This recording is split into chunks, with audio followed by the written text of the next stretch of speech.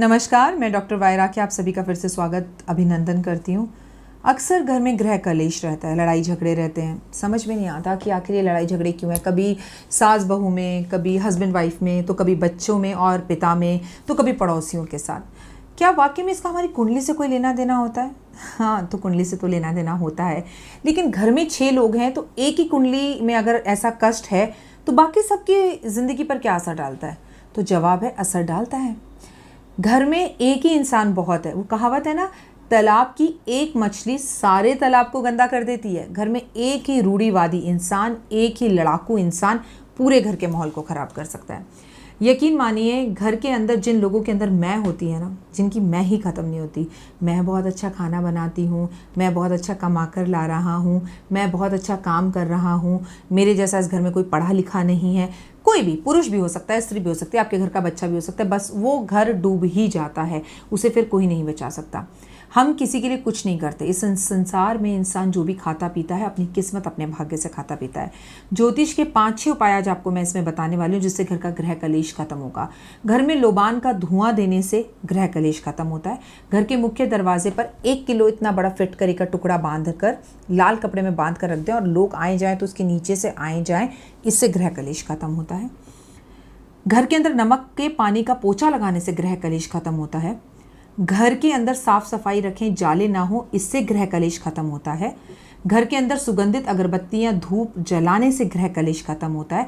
समय अनुसार 2-3 महीने में एक बार घर में गृह हवन करवाने से गृह कलेश खत्म होता है। खुद चुप रहकर दूसरे को बोलने का मौका देने से गृह कलेश खत्म होता है।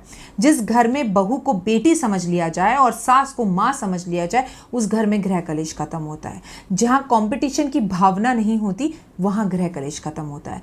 घर में हल्के रंग की दीवारों का कलर करवाने से गृह कलेश खत्म होता है। घर में तुलसी के पौधे लगाकर उस पर नियमित रूप से जल देना, सींचना, उसे खाना, चाय के अंदर लेना और अपने घर वालों को देना, सदस्यों को देना, और उस पर दीप जलाने से गृह कलेश खत्म होता है। घर की छत पर लोहा लक्कड़ रखने से गृह कलेश बढ़ता है, उसे हटाइए, उसे हटाने से गृह कलेश खत्म होता है। अपने पड़ोसियों के साथ मधुर संबंध रखने से गृह कलेश खत्म होता है, क्योंकि एक पड़ोसी 100 रिश्तेदारों के बराबर होता है। घर में गणपति की आरती नियमित रूप से बिना बाधा, बिना विघ्न करने से गृह कलेश खत्म होता है। घर में अतिथियों के आने से गृह कलेश खत्म होता है। किसी के घर अतिथि बनकर जाने से गृह कलेश खत्म होता है। नियमित रूप से रोज सुबह ब्रह्म मुहूर्त में उठने से गृह कलेश खत्म होता है।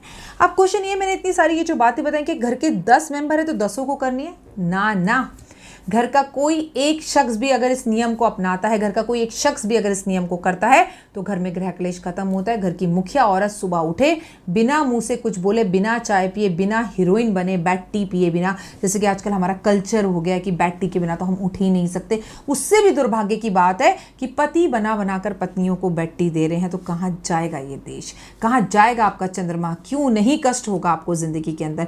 पति को भगवान बनाने को नहीं कह रही हूँ, लेकिन बिस्तर पर बिना मुंह धोए, झूठा मुंह बैठ के चाय और रस खाने वाले लोग जीवन में कभी तरक्की नहीं कर सकते। ये छोटी सी बात आज आप समझ लीजिए। चलिए, फिलहाल आपके घर में गृह कलेश न रहे, ऐसे मैं दिल से कामना करती हूँ और उम्मीद करती हूँ कि जिस दिन आप लोगों को अपने से ज़्यादा मान सम्मान देने लगेंगे, इंसान को इंसान समझने लगेंगे, घर की काम वाली को काम वाली ना समझ के घर का मेंबर समझने लगेंगे, उस दिन उन्नति, तरक्की आपको ज़रूर मिलेगी।